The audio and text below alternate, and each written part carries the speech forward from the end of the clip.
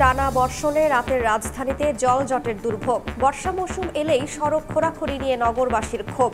৩ পার্বত্য জেলায় পাহাড় ধসের শঙ্কা, ঝুঁকিতে কয়েক লাখ মানুষ। প্রধান উপদেষ্টার সঙ্গে রাজনীতিকদের বৈঠকের পরও কাটেনি আস্থার সংকট, মত বিশ্লেষকদের। দলগুলোর মধ্যে সমঝোতা না হলে বিপদের শঙ্কা, ফের প্রশ্নবিদ্ধ হতে পারে নির্বাচন। কেন্দ্রীয় বর্জ্য শোধনাগারে আটকা চামড়া রপ্তানির ভবিষ্যৎ পুরোপুরি চালু না হওয়ায় মিলছে না আন্তর্জাতিক সনদ। বাজেটে কর সুবিধা চান ট্যানারি মালিকরা। এবং গাজায় যুদ্ধবিরতি নিয়ে সংশয়, পশ্চিম তীরে নতুন করে 22টি অবৈধ বসতির অনুমোদন দিয়েছে ইসরায়েল।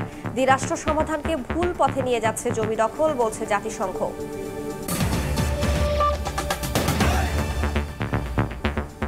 সকালের সময়ের সঙ্গে আছি আমি রাইসা জান্নাত।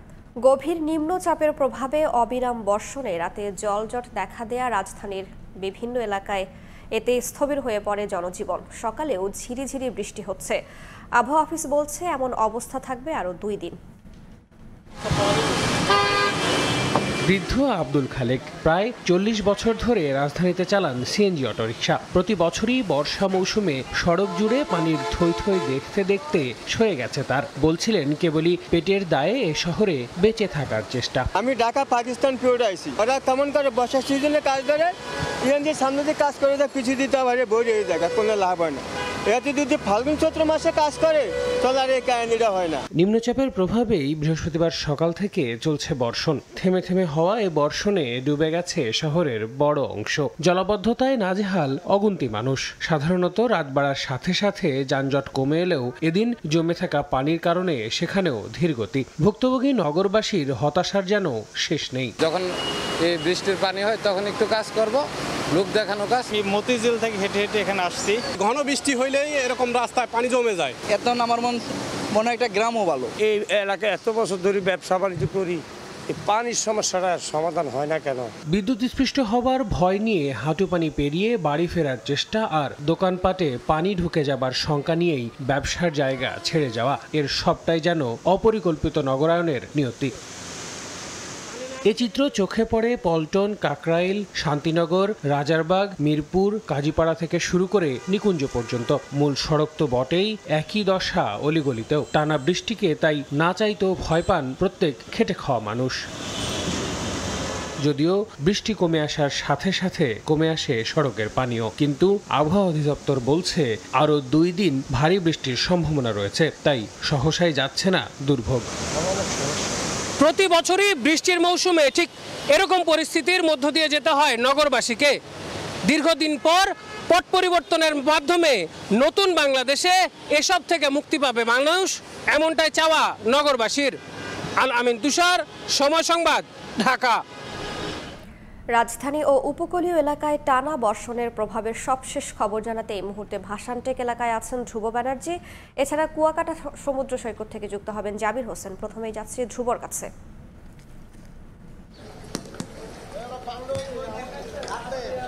বঙ্গোপসাগরে সৃষ্ট লঘুচাপের প্রভাবে রাতভর বৃষ্টি হচ্ছে। এখনও রাজধানীতে গুড়ি গুড়ি বৃষ্টি পড়ছে। আমরা রাজধানীর বিভিন্ন এলাকা ঘুরেছি এবং রাতভর খুব বেশি বৃষ্টি হওয়ার কারণে রাতের বেলা আমরা যেটা লক্ষ্য করেছিলাম, রাতের বেলায় মূল সড়কে কিন্তু পানি ছিল, কিন্তু সকাল থেকে গুড়ি গুড়ি বৃষ্টি হওয়ার কারণে মূল সড়ক থেকে পানি সরে গেলেও রাজধানীর যে নিচু এলাকাগুলো আছে, যেমন বিভিন্ন গলি যেখানে রয়েছে, সেই গলিগুলোতে এখন পর্যন্ত কিন্তু পানি রয়েছে। বেশ কিছু এলাকায় আমরা লক্ষ্য করছি, এখন যেমন আমরা রয়েছি রাজধানীর মিরপুর এলাকায়, এখানকার সড়কগুলোতে, ভেতরকার সড়কগুলোতে মূলত এখন পর্যন্ত পানি রয়ে গেছে।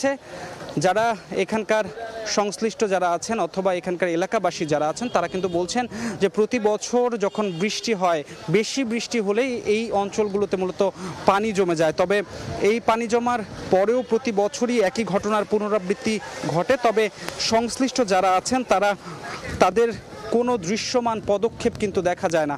সুতরাং সব কিছু মিলিয়ে এখন যদি বলতে চাই, রাজধানীতে গুড়ি গুড়ি বৃষ্টি পড়ছে এবং যারা বিভিন্ন নিম্নাঞ্চল অর্থাৎ নিচু এলাকায় বসবাস করেন রাজধানীর, সেই সব এলাকায় এখন পর্যন্ত কিন্তু পানি রয়েছে। আমরা মূলত মিরপুরের এই এলাকাটিতে এসে যেটা দেখতে পেয়েছি যে রাতে তারা যেমন সীমাহীন ভোগান্তির মধ্যে ছিলেন, যেমন অনেকের ঘরেই পানি উঠে গিয়েছিল এবং তারা তাদের আসবাবপত্রগুলো সরিয়ে নিরাপদ বা উঁচু স্থানে নিয়ে গেছেন। এখন এই মুহূর্তে যদি বলতে চাই, এই মুহূর্তের পরিস্থিতি হচ্ছে যারা মূলত রাতভর কষ্ট করেছেন তারা এখন কিছুটা পানি কমে যাওয়ার কারণে কিছুটা স্বস্তি পেয়েছেন, তবে পুরোপুরি পানি না কমা পর্যন্ত আসলে তাদের স্বস্তি আসবে না বলে আমাদেরকে জানিয়েছেন এবং বলছেন প্রতি বছর এমন ঘটনার পুনরাবৃত্তি হলেও সংশ্লিষ্ট প্রশাসন বা সংশ্লিষ্টরা যে দায় এড়িয়ে যাচ্ছে, এর জন্যই মূলত তাদের ভোগান্তি কোনোভাবেই কমছে না। আমরা এখন যেখানে আছি, এখানে যে জলজটের সৃষ্টি হয়েছে, সেই জলজটটি মূলত এই সব এলাকায় মূল সড়ক থেকে যখন পানি সরে যায়, তবুও কিন্তু এই যে নিচু এলাকাগুলো, এই নিচু এলাকাগুলো ঠিক এরকমই থাকে। মানুষ কিন্তু বৃষ্টি থেমে যাওয়ার পর প্রায় 12 থেকে 13 ঘন্টা পার হয়ে গেলেও সাধারণ সময়ে এই যে বৃষ্টির পানি অথবা এই যে প্লাবিত হওয়া বা জলজট, সেটা কিন্তু তাদের পিছু ছাড়ে না, অর্থাৎ তাদের ভোগান্তি কিন্তু কমে না। আমরা লক্ষ্য করছি যে এখান দিয়ে যে যানবাহনগুলো চলাচল করছে বা মানুষ যারা যাতায়াত করছেন, সুতরাং সব কিছু মিলিয়ে যদি এখনকার সবশেষ পরিস্থিতি আরেকবার বলে দিতে চাই, রাজধানীতে এখন রাতের তুলনায় কম বৃষ্টিপাত হচ্ছে, তবে এখন পর্যন্ত যে মূল সড়কের বাইরে যে সরু গলিগুলো রয়েছে, যে এলাকায় একটু নিচু, সেই এলাকাগুলোতে এখন পর্যন্ত পানি রয়েছে। সুতরাং শুধুমাত্র রাজধানীতে বৃষ্টি হচ্ছে এমনটা কিন্তু নয়, সারা দেশেই বৃষ্টি পড়ছে। আমরা এখন চলে যাব কুয়াকাটায়, সেখানে আছেন আমাদের আরেক সহকর্মী, সরাসরি চলে যাচ্ছি তার কাছে। গভীর নিম্নচাপটি গত রাতে পটুয়াখালীর ঘেপুপাড়া এবং চট্টগ্রামের সন্দ্বীপ দিয়ে অতিক্রম করলেও এখনও কিন্তু রয়ে গেছে এর প্রভাব। আমরা দেখতে পাচ্ছি কুয়াকাটার সমুদ্র সৈকত এখনও উত্তাল রয়েছে এবং এই মুহূর্তে কিন্তু ভাটা চলছে, জোয়ার শুরু হবে কিছুক্ষণের মধ্যেই। তো আমরা দেখতে পাচ্ছি কিন্তু সৈকত উত্তাল হয়ে উঠেছে এবং উত্তাল রয়েছে এবং সেই সঙ্গে রয়েছে ঝড়ো হাওয়া এবং গুড়ি গুড়ি বৃষ্টিও কিন্তু আমরা দেখতে পাচ্ছি। গতকাল সকাল থেকে কিন্তু মুষলধারে বৃষ্টি হচ্ছে এবং সেই বৃষ্টি কিন্তু এখনো পর্যন্ত রয়েছে। গত রাতে আমরা যেটি দেখেছি যে এই যে নিম্নচাপের প্রভাবে ব্যাপক ক্ষয়ক্ষতি হয়েছে পটুয়াখালীর উপকূলে, বিশেষ করে উপকূলের যে নিম্নাঞ্চলগুলো রয়েছে সেই নিম্নাঞ্চলের ভাঙা বাঁধ দিয়ে পানি প্রবেশ করে লোকালয় প্লাবিত হয়েছে এবং বিভিন্ন জায়গায় অরক্ষিত যে বাঁধ, সে বাঁধগুলো ভেঙে গেছে, ভেঙে গিয়ে লোকালয় হু হু করে পানি প্রবেশ করেছে এবং গ্রামের পর গ্রাম কিন্তু তলিয়ে গেছে। এবং বিশেষ করে পটুয়াখালীর রাঙ্গাবালী উপজেলার চরমন্তাজ চালিতাবনিয়া ইউনিয়নের বেশ কয়েকটি গ্রাম প্লাবিত হয়েছে। সেখানকার মানুষ বাড়ি ছেড়েছেন, কেউ কেউ নিরাপদে আশ্রয় নিয়েছেন, আবার কেউ কেউ সেই পানিবন্দীভাবে গৃহবন্দী হয়ে কিন্তু গত রাত পার করেছেন। এখনও পর্যন্ত কিন্তু উপকূলের যে শঙ্কা, সে শঙ্কা কিন্তু কাটেনি, যেহেতু নিম্নাঞ্চল জলাবদ্ধ হয়ে আছে, প্লাবিত হয়ে আছে, সে কারণে কিন্তু মানুষের মধ্যে এখনও আতঙ্ক বিরাজ করছে। আমরা আসলে এখানকার যারা বাসিন্দারা রয়েছেন তাদের সঙ্গে কথা বলেছি, যারা দীর্ঘদিনের ঘূর্ণিঝড় অভিজ্ঞ, যারা ঘূর্ণিঝড় দেখে বড় হয়েছে, তারা আমাদেরকে জানিয়েছে যে গতকাল দিনের বেলাতে যে আবহাওয়া ছিল বা দিনের বেলাতে যেভাবে বাতাস ছিল, বাতাসটি ছিল মূলত দক্ষিণের এবং পূর্বের, সে বাতাস কিন্তু রাতে ছিল না, রাতে ছিল মূলত পশ্চিমের বাতাস। আর পশ্চিমের বাতাস থাকার কারণে কিন্তু জোয়ারের পানির যে উচ্চতা, সেই উচ্চতা খুব বেশি একটা বৃদ্ধি পায়নি। আর যদি ওই মূল যে ভরা জোয়ারের সময় গভীর রাতে যদি দক্ষিণের কিংবা পূর্বের বাতাস থাকতো, সেক্ষেত্রে কিন্তু সংখ্যা আরও বেশি ছিল। তো এতটুকুই ছিল পটুয়াখালীর কুয়াকাটা থেকে আবহাওয়া পরিস্থিতির আমার কাছে সব শেষ। সরাসরি যুক্ত ছিলাম কুয়াকাটায়, তার আগে যুক্ত ছিলাম রাজধানী ঢাকায়। 3 পার্বত্য জেলায় পাহাড়ের পাদদেশে বসবাস কয়েক লাখ মানুষের। টানা বৃষ্টিতে পাহাড় ধসের আশঙ্কায় তারা। বাসিন্দাদের বেশিরভাগই বসত ভিটা ছেড়ে যেতে নারাজ, তবে পুনর্বাসনের উদ্যোগ নেওয়া হলে ঝুঁকিপূর্ণ স্থান থেকে সরে যেতে চান অনেকেই। ভারী বর্ষণ শুরু হলে বাসিন্দাদের আশ্রয় কেন্দ্রে যাওয়ার নির্দেশনা দিয়েছে প্রশাসন।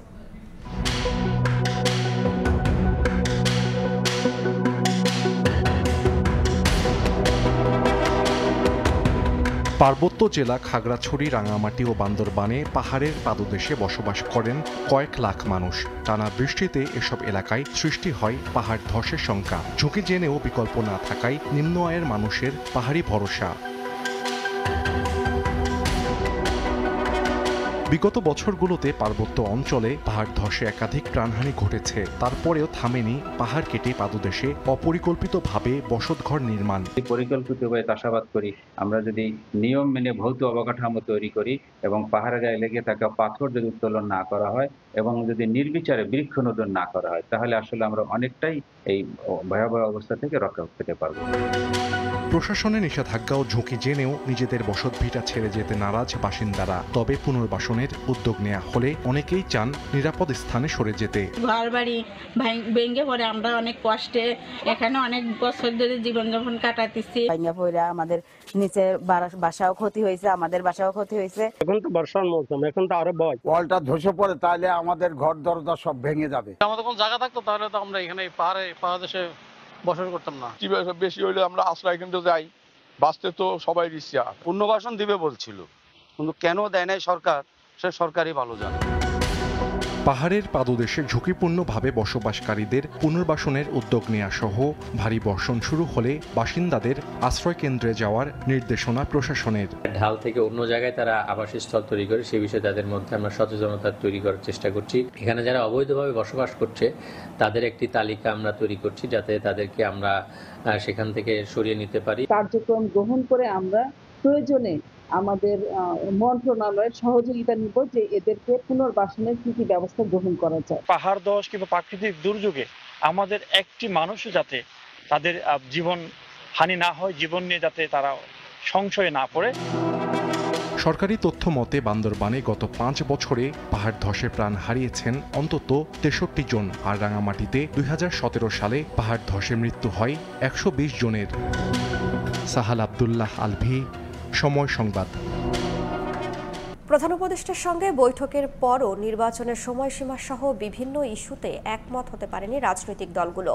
এ কারণে রাজনীতিতে এখনও শঙ্কা কাটেনি বলে মনে করেন বিশ্লেষকরা। এ অবস্থা থেকে উত্তরণে দেশ ও মানুষের কথা মাথায় রেখে সরকারের সঙ্গে আলোচনার পাশাপাশি দলগুলোকে নিজেদের মধ্যে সমঝোতায় পৌঁছানোর পরামর্শ তাদের। সানবির রূপলের রিপোর্ট। মোহাম্মদ ইউনুস।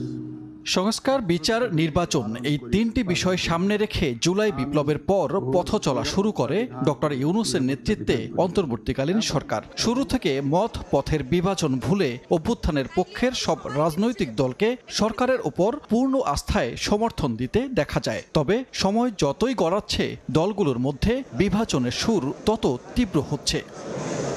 বিভিন্ন ইস্যুতে অস্থিরতার মধ্যে গত সপ্তাহে প্রধান উপদেষ্টার পদত্যাগের আগ্রহের গুঞ্জনে রাজনীতির মাঠে শুরু হয় নানা আলোচনা সমালোচনা। এ অবস্থায় সম্প্রতি দলগুলোর সঙ্গে বৈঠক করেন ডক্টর মোহাম্মদ ইউনুস, কিন্তু তারপরও নির্বাচনের রোডম্যাপ নিয়ে অনড় অবস্থানে বিএনপি। ডিসেম্বরে ভোট চায় দলটি। আগামী ডিসেম্বরের মধ্যেই জাতীয় নির্বাচন অনুষ্ঠিত হতে হবে। অন্যদিকে জামাত ইসলামী, এনসিপি সহ বিভিন্ন দল নির্বাচন বিষয়ে একমত থাকলেও রোডম্যাপ নিয়ে মতপার্থক্য আছে। বিচার, সংস্কার এবং নির্বাচন এই তিনটিরই রোডম্যাপ একসাথে প্রকাশ করা উচিত। এই বছরের ডিসেম্বর থেকে আগামী বছরের জুন এর ভিতরে আপনি নির্বাচন দিবেন। বিশ্লেষকরা বলছেন বৈঠকের পর উত্তপ্ত পরিবেশ কিছুটা শান্ত হলেও সরকার ও রাজনৈতিক দলগুলো ঐক্যে পৌঁছতে পারেনি, ফলে ফলাফল আস্থার সংকট রয়েই গেছে। প্রথম 2 দিনের বৈঠকের সমস্যা সমাধান না হয়ে থাকে আরো বৈঠক হোক, আরো আলোচনা হোক। সরকারের উচিত তার অবস্থানটা পরিষ্কার করা। কেন ডিসেম্বরে নির্বাচন হতে পারে না, তাহলে তার একটা ব্যাখ্যা দিন।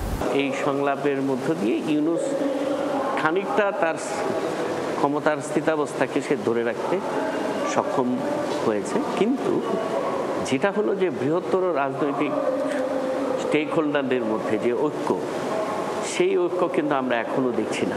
বিশ্লেষকদের মতে শুধু সরকার নয়, দলগুলোর পরস্পরের মধ্যেও সমঝোতা জরুরি। তা না হলে সংকট আরও বাড়ার শঙ্কা তাদের। ঐক্যটা যদি সঠিকভাবে না হয় তাহলে তো সামনের দিনগুলোতে একটা খারাপ অবস্থা তৈরি হতে পারে। কোনো রাজনৈতিক পক্ষ যদি বলে যে আমরা নির্বাচনে যাব না, কারণ এই নির্বাচনে আমাদের সুষ্ঠু পরিবেশ নেই, তাহলে কিন্তু সরকার নির্বাচনই করতে পারবে না। নির্বাচনের তফসিল ঘোষণা করলে পরিস্থিতি বরং ইতিবাচক হবে। মানুষের মধ্যে যে অস্থিরতা আছে, রাজনৈতিক দলগুলোর মধ্যে যে অস্থিরতা আছে, সেটি কেটে যাবে। সুষ্ঠু নির্বাচন আয়োজনে সব দল ঐক্যমতে পৌঁছাতে না পারলে আবারও প্রশ্নবিদ্ধ হতে পারে নির্বাচন, এমনটাই মত বিশ্লেষকদের। সানবীর রূপল, সময় সংবাদ, ঢাকা। বহুদলীয় গণতন্ত্র পুনঃপ্রবর্তনের মধ্য দিয়ে বাংলাদেশের রাজনীতিতে নতুন যুগের সূচনা করেন রাষ্ট্রপতি জিয়াউর রহমান। প্রতিষ্ঠা করেন বাংলাদেশ জাতীয়তাবাদী দল বিএনপি। দলটির নেতারা বলছেন, রাজনীতি, অর্থনীতি ও কূটনীতিতে মৌলিক পরিবর্তন আনার মধ্য দিয়ে গণমানুষের নেতা হয়ে ওঠেন জিয়াউর রহমান। তবে তার হত্যার আসল রহস্য আজও অজানা। জিয়াউর রহমানের মৃত্যুবার্ষিকী নিয়ে আহমেদ সালেহিনের বিশেষ রিপোর্ট।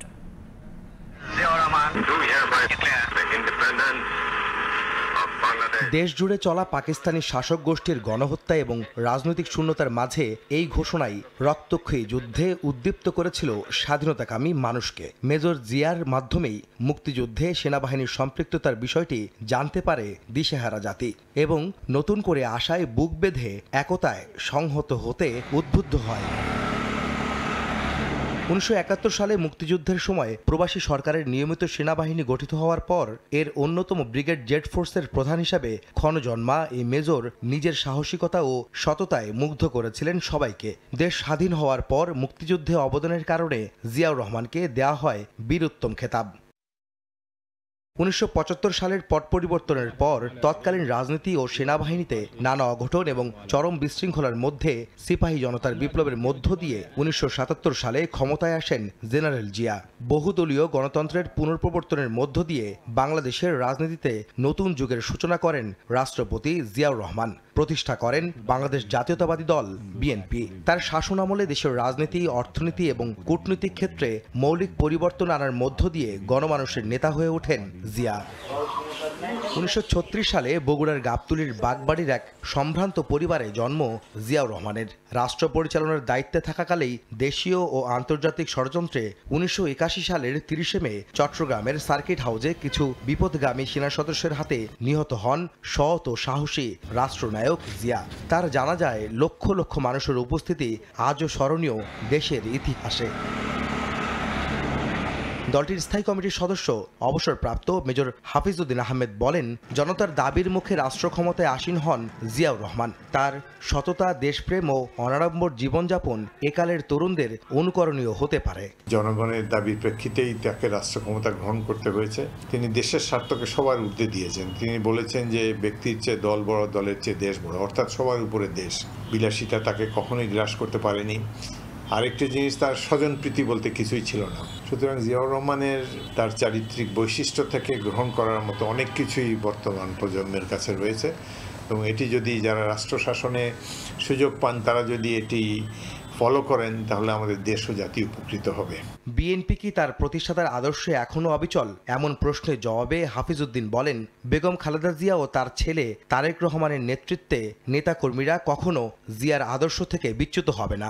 দেশনেত্রী বেগম খালেদা জিয়া তিনি কিছুটা সুস্থ হয়েছেন, তারেক রহমানও এখন আগের চাইতে অনেক ম্যাচিওর্ড হয়েছেন এবং রাষ্ট্রপতি জিয়াউর রহমানের অত্যন্ত আপনজন। তারা নিশ্চয়ই জিয়ার আদর্শকে অনুসরণ করে বাংলাদেশকে সমৃদ্ধির পথে এগিয়ে নিয়ে যাবেন। গণমানুষের নেতা হয়ে ওঠা জিয়াউর রহমানের ক্ষমতায় থাকা যদি দীর্ঘায়িত হতো তবে দেশের ইতিহাস বদলে যেতে পারত বলেও মন্তব্য করেন বিএনপির সিনিয়র নেতারা। আহমেদ সালেহিন, সময় সংবাদ, ঢাকা। সাভারের কেন্দ্রীয় বর্জ্য শোধনাগারে আটকে আছে চামড়া রপ্তানির ভবিষ্যৎ।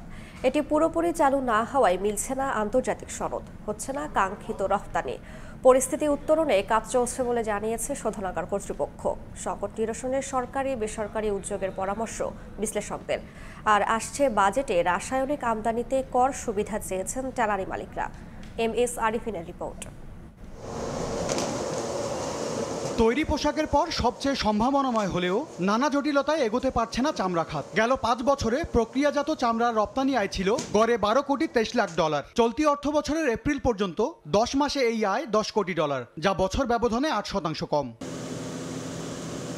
ব্যবসায়ীরা বলছেন, চামড়া শিল্পের উন্নয়নে বড় বাধা সাভারের কেন্দ্রীয় বর্জ্য পরিশোধনাগার বা CETP। এটি পুরোপুরি চালু না হয় মিলছে না আন্তর্জাতিক সনদ, বাধ্য হয়ে কম দামে রপ্তানি করছেন চামড়া। আমরা LW সার্টিফিকেট ছাড়া বিশ্ববিদ্যালয়ে টিকতে পারবো, বিজনেস করতে পারবো না।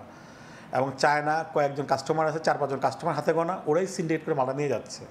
প্রতি বছর লস দিতে দিতে আমার দেওয়ালে পেট হয়ে গেছে। সিইটিপির সবগুলো মেশিন সচল হয়েছে উল্লেখ করে কর্তৃপক্ষ জানায়, ইইউর তত্ত্বাবধানে বর্জ্য ব্যবস্থাপনার একটি রোডম্যাপ দ্রুত পাওয়া যাবে, সহজে মিলবে এলডব্লিউজি সনদ। তবে সংকট নিরসনে বেসরকারি অংশীদারিত্বের পরামর্শ বিশ্লেষকদের। ক্লাস ম্যানেজমেন্ট সিস্টেম আগের চেয়ে অনেক উন্নতি হয়েছে। ডিওয়াটারিং মেশিন আগে একটা চালু ছিল গত বছর, এখন এটা আমরা 9টা সম্পূর্ণই আমরা চালু করেছি।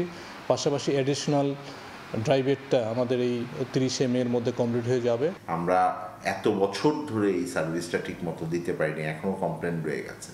তাহলে কেন আমরা ওখানে প্রাইভেট পাবলিক পার্টনারশিপ করতে পারবো না? যদি ওখানকার যারা মানে বিনিয়োগকারী আছেন তারা যদি একসাথে এসে এটাকে চালাতে পারেন, যে তারা ম্যানেজমেন্টে গেল, সরকারের ওখানে ইনভলভমেন্ট থাকলো, আমি মনে করি এটা খারাপ পদ্ধতি না। কাঙ্ক্ষিত রপ্তানি না হওয়ায় ব্যবসা টিকিয়ে রাখতে আসছে বাজেটে রাসায়নিক আমদানিতে ভ্যাট কমানো ও চামড়া ক্রয় বিক্রয়ে উচ্ছে কর মওকুফ চান উদ্যোক্তারা। আমাদের যে ইম্পোর্ট ডিউটি আছে এটা অল ইন অ্যাভারেজ ধরেন আপনার 35%-এর মতো, এবং সেটা কিন্তু আমাদের কস্টের সাথে অ্যাড হয়, এবং সেখানে আমরা কিন্তু আমাদের ইন্টারনাল একটা কম্পিটিশনের যেমন সম্মুখীন হচ্ছি, তেমনি আমরা বহির্বিশ্বেও আমরা কিন্তু কম্পিটিটিভ প্রাইসে চামড়া বিক্রি করতে পারছি না। বিটিএর তথ্য, এলডব্লিউজি সনদ না থাকায় চামড়া ও চামড়াজাত পণ্য রপ্তানিতে বছরে প্রায় $50 কোটি আয় হারাচ্ছে বাংলাদেশ। চামড়া শিল্পকে পরিবেশ বান্ধব করার দায়িত্ব সঠিকভাবে পালন করতে পারেনি সাভারের কেন্দ্রীয় বর্জ্য পরিশোধনাগার কেন্দ্র। এর ফলে এলডব্লিউজি সনদ প্রাপ্ত হতে বাধাগ্রস্ত হচ্ছেন এ খাতের উদ্যোক্তারা, পাশাপাশি কমছে বৈদেশিক আয়। MS আরিফিন, সময় সংবাদ, Hemayetpur, Savar. EDF Aluminium, redefine possibilities. উন্নয়ন কাজ চলছে ঢাকা টাঙ্গাইল যমুনা সেতু মহাসড়কের। ঈদুল আজহায় ঘরমুখী মানুষের পাশাপাশি বাড়বে গবাদি পশুবাহী গাড়ির চাপ।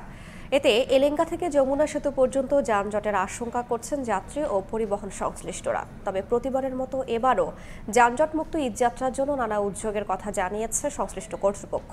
কাদের তালুকদারের পাঠানো তথ্য ও রাশেদ খানের ছবি নিয়ে রিপোর্ট। ঢাকা টাঙ্গাইল যমুনা সেতু মহাসড়কের 4 লেনে যানজটমুক্ত যান চলাচল। চন্দ্রা থেকে এলেঙ্গা পর্যন্ত 4 লেন প্রকল্পের সুবিধা পাওয়ায় কোনো ভোগান্তিতে পড়তে হয় না চালক ও যাত্রীদের। তবে এলেঙ্গা থেকে যমুনা সেতু পর্যন্ত সাসেক 2 প্রকল্পের উন্নয়ন কাজ চলমান থাকায় স্বাভাবিক গতিতে চলাচল করতে পারছে না যানবাহন। ঈদুল আজহায় ঘরমুখ মানুষের পাশাপাশি বাড়বে গবাদি পশুবাহী গাড়ির চাপ। এতে এলেঙ্গা থেকে যমুনা সেতু অংশে যানজটের আশঙ্কা করছেন যাত্রী ও পরিবহন সংশ্লিষ্টরা। ঈদের সামনে আর 2টা দিন যদি যায় দেখবেন এখানে যানজট শুরু হয়ে যাবে। ঈদের সামনে রেখে আরো মাঝে মাঝে কিছু কিছু জায়গায় চেকপোস্ট বসানো উচিত। কিছু কিছু জায়গায় রোডের কাজ হচ্ছে, সেগুলো বন্ধ করে দিলে আমরা আশা করবো যে রোডের কোনো যানজট থাকবে না। তবে ঈদযাত্রায় মহাসড়কটি যানজট মুক্ত রাখতে প্রয়োজনীয় ব্যবস্থা নেওয়ার আশ্বাস প্রকল্প ব্যবস্থাপক ও ট্রাফিক পুলিশের। গতবারের নয় এবারও আমরা আশা করতেছি যে এই ধরনের বা আগের বার বা তার 1 বছর 2 বছর আগে যে ধরনের জ্যাম ছিল বা ইয়ে ছিল, এ ধরনের হওয়ার কোনো আশঙ্কাই নেই। কারণ লোকজন 2 লেন দিয়ে ঢাকামুখী গাড়ি যাতায়াত করবে এবং 2 লেন দিয়ে উত্তরবঙ্গগামী গাড়ি যাতায়াত করবে। পর্যাপ্ত পুলিশি ব্যবস্থা নেওয়া আছে। আমরা ট্রাফিকের পক্ষ থেকে আমরা যারা কাজ করছি তারা অত্যন্ত এই বিষয়টাকে গত ঈদেও আপনারা সেটা প্রমাণ পেয়েছেন যে আমরা খুব অ্যাক্টিভলি কাজ করে থাকি। তো এইবারও তার ব্যত্যয় হবে না। স্বাভাবিক সময়ে এই মহাসড়কে উত্তরবঙ্গ সহ 24 জেলায় 10 থেকে 15 হাজার যানবাহন চলাচল করে। তবে ঈদযাত্রায় তা বেড়ে দ্বিগুণ হয়ে যায়। সময় সংবাদ, টাঙ্গাইল। মুন্সিগঞ্জের মুক্তারপুর পঞ্চবটি সড়ক আধুনিকায়নে দ্বিতল সড়ক যান চলাচল উপযোগী করা হচ্ছে। দ্রুত গতিতে এগিয়ে চলছে নির্মাণ কাজ। চর সৈয়দপুর থেকে কাশীপুর অংশে ডিসেম্বরেই গাড়ি চলতে পারবে বলে আশা করছে কর্তৃপক্ষ। 2242 কোটি 77 লাখ টাকার এই প্রকল্পের অগ্রগতি এখন 64% বেশি। নাসিরউদ্দিন উজ্জ্বলের রিপোর্ট, ছবি তুলেছেন আবু সাইদ। দ্রুত গতিতে এগিয়ে চলছে মুন্সিগঞ্জ মুক্তারপুর পঞ্চবটি দ্বিতল সড়ক নির্মাণ কাজ। পুরো প্রকল্পে 1488 গার্ডারের সবই নির্মাণ শেষ। আর ডেক স্ল্যাবের 273টি স্প্যানের মধ্যে 95টি স্প্যান সম্পন্ন। এখন বাকি ধাপের কাজ চলছে। চর সৈয়দপুর থেকে কাশীপুর অংশের দ্বিতল সড়কের র্যাম্প স্থাপন করে সড়কের সঙ্গে মিলিয়ে দেওয়া হয়েছে। পঞ্চবটি অংশ গার্ডার বসছে একের পর এক। ডেক স্ল্যাবের স্প্যান ঢালাইয়ের জন্য প্রস্তুত করা হচ্ছে। কাজের গুণগত মান নিশ্চিত করে রাত দিন 3 শিফটে চলছে কাজ। ডেক স্ল্যাব হোক, পিয়ার কলাম হোক, অল স্ট্রাকচারেরই অ্যাজ পার ডিজাইন অনুযায়ী আমাদের CSC team, BBA team at a টাইমে চেক হয়। কন্টিনিউয়াসলি আমাদের কাজগুলো চলতেছে, বাট আমাদের বর্তমানে ডেক স্ল্যাবের কাজটা বেশি আমরা প্রোগ্রেস করতেছি বা এটার প্রতি আমরা সবাই ফোকাস করতেছি। দিন রাত 24 ঘন্টা 3টা শিফটিংয়ে কাজ করতেছি। সেক্ষেত্রে আমরা চেষ্টা করতেছি ইনশাল্লাহ ডিসেম্বরের ভিতরে আমাদের কাজটা শেষ করতে। 2026 সালের জুনে আধুনিকায়ন কাজ সম্পন্ন করার আশা প্রকল্প পরিচালকের। আজকে পর্যন্ত এই প্রজেক্টের অগ্রগতি 65%। এখন চ্যালেঞ্জ না, যদি দৈবাত কোনো ঘটনা না ঘটে তাহলে ইনশাল্লাহ আমাদের নির্ধারিত সময়ের ভিতরে আমরা কাজটা শেষ করে ফেলব। 2242 কোটি 77 লাখ টাকার এই প্রকল্প বাস্তবায়ন করছে চীনা ঠিকাদারি প্রতিষ্ঠান। মুক্তারপুর থেকে পঞ্চবটি পর্যন্ত 10.5 কিলোমিটার সড়কের আধুনিকায়ন প্রকল্পের অগ্রগতি 64.20%। নারায়ণগঞ্জের ভোলাইল থেকে নাসির উদ্দিন উজ্জ্বল, সময় সংবাদ। 4 বছরেও শেষ হয়নি কিশোরগঞ্জ সদর উপজেলার রঘুখালী সেতু নির্মাণ কাজ। দুপাশের অবকাঠামো নির্মাণকালে কাজ বন্ধ করে দেন ঠিকাদার। বাধ্য হয়ে পাশের কাঠের সাঁকোর উপর দিয়ে ঝুঁকি নিয়ে চলাচল করছেন এলাকাবাসী। তবে আগামী ডিসেম্বরের মধ্যেই কাজ শেষ করার আশ্বাস এলজিইডির। নূর মোহাম্মদের পাঠানো তথ্য ও ছবি নিয়ে রিপোর্ট। নদীর ওপর নির্মাণাধীন পাকা সেতু, পাশের কাঠের সাঁকোর ওপর দিয়ে ঝুঁকি নিয়ে চলাচল করছেন এলাকাবাসী। 2021 সালে কিশোরগঞ্জ সদর উপজেলার মহিনন্দ ও করিমগঞ্জ উপজেলার বোলাই ইউনিয়নকে যুক্ত করতে রঘুখালী এলাকায় নরসুন্দা নদীর ওপর পাকা সেতু নির্মাণ শুরু হয়। প্রকল্পের মেয়াদ 1 বছর থাকলেও দুপাশের অবকাঠামো নির্মাণকালে কাজ বন্ধ করে দেয় ঠিকাদার। মানুষের পারাপারের জন্য পাশেই একটি কাঠের সাঁকো তৈরি করা হলেও তাও জরাজীর্ণ হয়ে পড়েছে। শীঘ্রই সেতুটি নির্মাণের দাবি এলাকাবাসীর। এই ব্রিজটা এই ঠিকাদারে পাইছে পায়া এই পর্যন্ত কাজ করে ফেলায় তো গেছে গা। অনেক মানুষ ওই দিক দিয়ে যায়, কিন্তু যা তোর পথে দেখলাম ওইখানে প্রায় দুর্ঘটনা ঘটে। জনগণের জন্য অনেক কষ্টকর, মানে দেখেন গাড়ি নিয়ে চলতে পারি না। এই ব্রিজটা যদি সুসম্পন্ন করা হয় মানুষের যাতায়াতে অনেক সুবিধা হবে। এলজিইডি বলছে চুক্তির শর্ত না মানায় আগের ঠিকাদারের কার্যাদেশ বাতিল করা হয়েছে। তবে আগামী ডিসেম্বরের মধ্যে কাজ শেষ করার আশ্বাস সংশ্লিষ্ট কর্মকর্তার। ইতিমধ্যেই কাজটা শুরু হয়েছে, আমরা আশা করতেছি যে আগামী ডিসেম্বরের মধ্যে কাজটা শেষ করে জনগণের জন্য খুলে দিতে পারবে। এলজিইডির তথ্য মতে 40 মিটার দীর্ঘ রঘুখালী সেতু নির্মাণে ব্যয় ধরা হয় প্রায় 2,33,93,000 টাকা। সময় সংবাদ, কিশোরগঞ্জ। রাজবাড়ীতে বসত বাড়িতে গড়ে তোলা হয়েছে শিশু খাদ্য তৈরির কারখানা। অনুমোদনহীন এসব কারখানায় অস্বাস্থ্যকর পরিবেশে কাপড়ের রং ও রাসায়নিক মিশিয়ে তৈরি হচ্ছে জুস, আচার, আইসক্রিম সহ বিভিন্ন ধরনের শিশু খাদ্য, যা খেয়ে মারাত্মক স্বাস্থ্য ঝুঁকিতে কোমলমতি শিশুরা। বিষয়টি জানলেও নির্বিকার সংশ্লিষ্ট কর্তৃপক্ষ। আশিকুর রহমানের রিপোর্ট। বসতবাড়ির শোয়ার ঘরেই শিশু খাদ্য তৈরির কারখানা। কাপড়ের রং ও রাসায়নিক মিশিয়ে তৈরি হচ্ছে জুস ও আচার সহ বিভিন্ন ধরনের শিশু খাদ্য। রাজবাড়ীর গোয়ালন্দ উপজেলার মামুদপুর গ্রামের এ কারখানাটির মালিক গৌতম সেন আলমদিনা ফুড প্রোডাক্ট নামে গড়ে তুলেছেন অনুমোদনহীন ও ভেজাল শিশু খাদ্য তৈরির কারখানা। অবৈধভাবে কারখানা পরিচালনার কথা স্বীকারও করেন তিনি। আমি বৈধ মনে, আমি তো অবৈধই চালাচ্ছি, গরিব মানুষ, আমার বৈধ করার মতন সামর্থ্য নাই তো। পাংশা উপজেলার বস আইসক্রিম কারখানায় রং মিশিয়ে আইসক্রিম তৈরির ভিডিও ধারণ করতে গেলে তেরে আসেন কারখানার মালিক আব্দুর রাজ্জাক। বিএসটিআই এর অনুমোদন না নিয়েই তার কারখানায় স্যাঁতসেঁতে পরিবেশে নোংরা পানি দিয়ে তৈরি হচ্ছে আইসক্রিম। চিনি, আম ও লিচুর স্বাদের জন্য কেমিক্যাল আর গরুর দুধের পরিবর্তে ব্যবহার হচ্ছে নিম্নমানের গুঁড়ো দুধ। আকর্ষণীয় করতে মেশানো হয় কাপড়ের রং। শুধু এ দুটি নয়, রাজবাড়ীতে এমন অবৈধ আইসক্রিম কারখানার সংখ্যা অন্তত 20টি। বিএসটি অনুমোদন আছে কিনা আমি এটা কনফার্ম বলতে পারবো না, এটা আমি চাইবো। কাগজপত্র সবকিছু করা আছে, সঠিক আমি জানি না, দেখতে হবে। চিকিৎসকরা বলছেন ক্ষতিকর এসব রং ও রাসায়নিকের জন্য শিশুরা আক্রান্ত হতে পারে অ্যালার্জি, অ্যাজমা, ক্যান্সারের মতো জটিল রোগে। এগুলো খুবই ক্ষতিকর, এগুলো আসলে কোনো ধরনের পুষ্টিগুণ তো নেই, বরঞ্চ দেখা যাচ্ছে স্বাস্থ্যের জন্য বাচ্চাদের অনেক ক্ষতি করে থাকে। তবে বিষয়টি জানলেও নির্বিকার প্রশাসন, ব্যবস্থা নেয়ার দায়সারা জবাব সংশ্লিষ্ট কর্মকর্তার। আমরা যদি এইরকম কোনো জায়গা পাই, একটা জায়গা আমরা দেখেছি, আমরা একটু খোঁজ খবর নিচ্ছি, আশা করি খুব দ্রুত আমরা হয়তো এখানে অভিযান পরিচালনা করা হবে। মালিক পক্ষের তথ্য মতে জেলায় এসব অবৈধ কারখানায় প্রতিদিন অন্তত 50,000 পিস আইসক্রিম তৈরি হয়। আশিকুর রহমান, সময় সংবাদ, রাজবাড়ী। মাদারীপুরবাসীর প্রতিদিন ঘুম ভাঙে বিভিন্ন পণ্য প্রচারে ব্যবহার করা মাইকিংয়ের শব্দে। হাসপাতাল চত্বর, শিক্ষা প্রতিষ্ঠান সহ সবখানেই শব্দ দূষণে অতিষ্ঠ রোগী, শিক্ষার্থী ও সাধারণ মানুষ। বিভিন্ন কোম্পানির প্রচারণার মাইকিংয়ে উচ্চ রক্তচাপ, শ্রবণ শক্তি হ্রাসসহ হচ্ছে মানসিক স্বাস্থ্যের ঝুঁকিও। নিয়ন্ত্রণে মাইকিংয়ের জন্য নির্দিষ্ট সময়সীমা বেঁধে দেওয়ার কথা জানান তথ্য কর্মকর্তা। জেলা প্রশাসন বলছে, আইন প্রয়োগের জন্য বিষয়টি নিয়ে এরই মধ্যে আইন শৃঙ্খলা সভায় আলোচনা হয়েছে। সঞ্জয় কর্মকার, অভিজিতের রিপোর্ট, ছবি তুলেছেন শাহাদাত আকন। শহর থেকে গ্রাম, পাড়া মহল্লা সবখানেই হচ্ছে যত্রতত্র মাইকিং। উচ্চ শব্দে অতিষ্ঠ বাসিন্দারা, ব্যাহত স্বাভাবিক জীবনযাত্রা।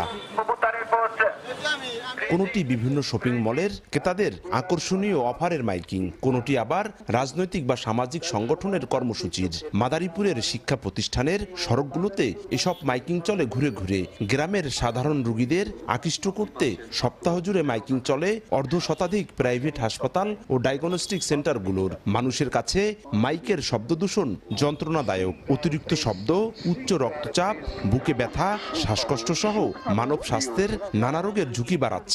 শব্দ দূষণের কারণে কি অনেক সময় হলো যে আমরা ভালো মতো পড়তে পারি না, ম্যামে কি বললো না বললো তা শুনতে পারি না। বিভিন্ন মেশিন, বিভিন্ন ধরনের মাইক, যেগুলো আপনার এগুলো তো অনেক শব্দ, অনেক আওয়াজ। হসপিটালের সামনে অ্যাভেলেবেল। আমার আম্মু অসুস্থ, সেও হার্টের রোগী, 2 বার স্ট্রোক করছে। কোনটা বলবো, অনেক ধরনের সমস্যা। এই ব্যাপারে নির্দিষ্ট মাত্রায় মাইকিং এর জন্য সময়সীমা বেঁধে দেওয়ার কথা জানায় জেলা তথ্য অফিস। একটা সময় আছে যে সময়টা মানুষের এই শব্দের কারণে ক্ষতি হইতে পারে, ওই সময়টা বাদ রেখে একটা নির্দিষ্ট টাইম যদি থাকে, ওই টাইম ফ্রেমে আমরা প্রচার কার্যক্রম করতে পারি।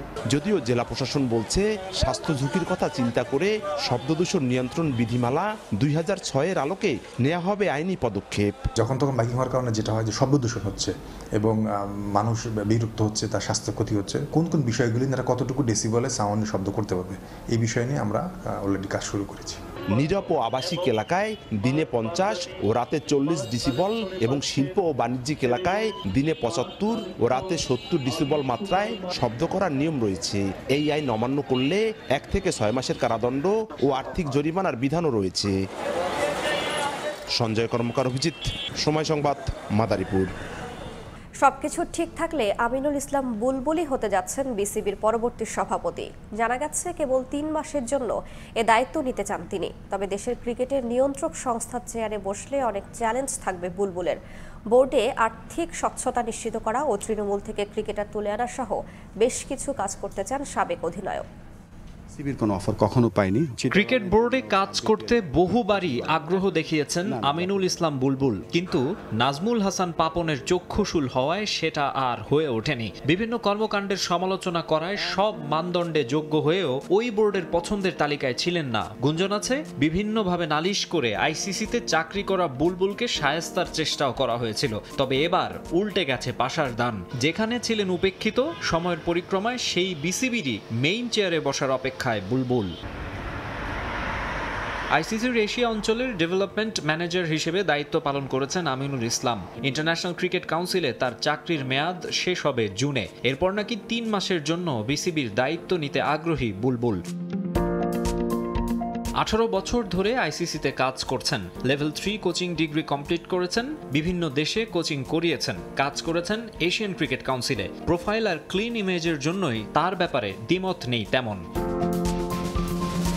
বিসিবির সভাপতি হিসেবে দায়িত্ব নিলে বেশ কিছু চ্যালেঞ্জ থাকবে বুলবুলের সামনে। আপাতত কিছু টার্গেটও নাকি সেট করেছেন তিনি। প্রথমত, ক্রিকেট বোর্ডে আনতে চান আর্থিক স্বচ্ছতা। তৃণমূল থেকে খেলোয়াড় তুলে আনতে উদ্যোগী হবেন। ক্রিকেটারদের জন্য ডেটাবেস সহ রয়েছে আরও কিছু পরিকল্পনা। এদিকে বুলবুলকে ঘিরে একটা বিষয়ে তৈরি হয়েছে ধোঁয়াশা। কাউন্সিলর না হওয়ায় গঠনতন্ত্র অনুযায়ী তাকে বিসিবি প্রেসিডেন্ট করার প্রক্রিয়ায় জটিলতার কথা বলছেন অনেকে। এমনকি সরকারি হস্তক্ষেপের জন্য আইসিসির নিষেধাজ্ঞার আশঙ্কাও করা হচ্ছে। তবে জানা গেছে বিশ্ব ক্রিকেটের নিয়ন্ত্রক সংস্থা থেকে সব ধরনের গ্রিন সিগন্যাল নিয়েই বাংলাদেশে এসেছেন বুলবুল। মাকসুম আলম খান, সময় সংবাদ, ঢাকা। সিরিজ বাঁচানোর ম্যাচে আজ দ্বিতীয় টি-20তে পাকিস্তানের মুখোমুখি হবে বাংলাদেশ। প্রথম ম্যাচের ভুল সূত্রে নিজেদের মাঝে আরও বোঝাপড়া বাড়ানোর পরামর্শ সাবেক অধিনায়ক হাবিবুল বাশারের। দু-একটা সিরিজের পারফরমেন্স দেখে অধিনায়ক লিটনকে বাদ দেওয়ার পক্ষে নন তিনি। মাঠে তাসকিনের অভাব দলকে ভোগাচ্ছে বলেও মনে করেন বাশার। তবে সবাই সেরাটা দিতে পারলে দ্বিতীয় ম্যাচে ঘুরে দাঁড়ানো সম্ভব বলে জানান তিনি। লাহোরে ম্যাচ শুরু হবে রাত 9টায়। আরব আমিরাতের দুঃসহ স্মৃতি ফিরে এসেছে লাহোরেও। টি-20তে গদ্দাফি স্টেডিয়ামে পাকিস্তানের বিপক্ষে আগে কোনো জয় ছিল না টাইগারদের। পরিসংখ্যান বদলে দেওয়ার মিশনে প্রথম ম্যাচে 37 রানে হোঁচট খেয়েছে লিটন দাসের দল। ব্যাটে বলে ছন্ন ছাড়া টাইগাররা। অধিনায়ক লিটন ও জাকের ছাড়া কারো ব্যাটেই রান আসেনি। পিএসএলে খেলা রিশাদ, শরীফুল, হাসান মাহমুদ, মেহেদি হাসান পাকিস্তানের ব্যাটারদের সামনে নিজেদের শুধু খুঁজেই ফিরেছেন। অপেক্ষাকৃত দুর্বল আরব আমিরাতের কাছে সিরিজ হারানোর পর আরও একটা টি-20 সিরিজ হারের শঙ্কায় বাংলাদেশ। পাকিস্তানের বিপক্ষে দ্বিতীয় ম্যাচে খাদের কিনারা থেকে ঘুরে দাঁড়াতে চায় লিটনের দল। হাসান আলীদের বিপক্ষে জিততে চাইলে আত্মবিশ্বাস ফিরে পাওয়া জরুরি বলে মনে করেন সাবেক অধিনায়ক হাবিবুল বাশার। আগের ম্যাচের ভুল শুধরে সবাইকে সামর্থ্য অনুযায়ী পারফর্ম করার তাগিদ তার। দল হিসেবে আমি জানি না, আমার কেন জানি মনে হচ্ছে আমরা নিজেদের উপর বিশ্বাসটা একটু হারিয়ে ফেলেছি। আমাদের এই দলটাই কিন্তু আমাদের অনেক বড় বড় দলের সাথে কিন্তু আমরা জিতেছি এই রিসেন্ট পাস্ট। বাট এখন আমরা নন অ্যাসোসিয়েট কান্ট্রির সাথে খেলার জন্য সময়ও কিন্তু অতটা কনফিডেন্ট মনে হচ্ছে না। নিজেদের আত্মবিশ্বাসের অভাব খুব বেশি প্রকট মনে হচ্ছে। আর আমরা ঠিক আমাদের যেই পারফরমেন্স সেটা আমরা করতে পারছি না। 2026 টি-20 বিশ্বকাপ সামনে রেখে নেতৃত্বের গুরুদায়িত্ব দেওয়া হয়েছে লিটন কুমার দাসকে। দু-একটা সিরিজের ভরাডুবি দেখে এখনই অধিনায়ক পরিবর্তনের পক্ষে নন বাশার, বরং তাকে আরও সময় দিতে চান তিনি। যেই ক্যাপ্টেন আসবে তাকে যদি আমরা একটা দুই সিরিজ দিয়ে জাজ করে ফেলি তাহলে ক্যাপ্টেনের জন্য সমস্যা, দলের জন্য সমস্যা। আমার মনে হয় লিটনকে নিয়ে যখন বাংলাদেশ শুরু করেছে, I think we need to give him some time. তারপরে আমরা এই সিদ্ধান্তটা, এই আলোচনাটা হয়তো 6 মাস পরে করতে পারি, হয়তো 1 বছর পরে করতে পারি। বাট এই মুহূর্তে I think he need some space. তাকে আমাদের স্পেস এবং সমর্থন দেওয়া উচিত। সংক্ষিপ্ত সংস্করণে এখন পর্যন্ত 19টি ম্যাচ খেলেছে পাকিস্তান ও বাংলাদেশ। এর মধ্যে 16টি ম্যাচ জিতেছে মেন ইন গ্রিন। বাংলাদেশের জয় আছে 3 ম্যাচে। পারভিন আক্তার, সময় সংবাদ। সকালের সময়ের শীর্ষ সংবাদগুলো জানিয়ে দিচ্ছে আরেকবার। টানা বর্ষণে রাতের রাজধানীতে জল জটের দুর্ভোগ। বর্ষা মৌসুম এলেই সড়ক খোঁড়াখুঁড়ি করায় নগরবাসীর ক্ষোভ। 3 পার্বত্য জেলায় পাহাড় ধসের শঙ্কা, ঝুঁকিতে কয়েক লাখ মানুষ। প্রধান উপদেষ্টার সঙ্গে রাজনীতিকদের বৈঠকের পরও কাটেনি আস্থার সংকট। মত বিশ্লেষকদের দলগুলোর মধ্যে সমঝোতা না হলে বিপদের শঙ্কা। ফের প্রশ্নবিদ্ধ হতে পারে নির্বাচন।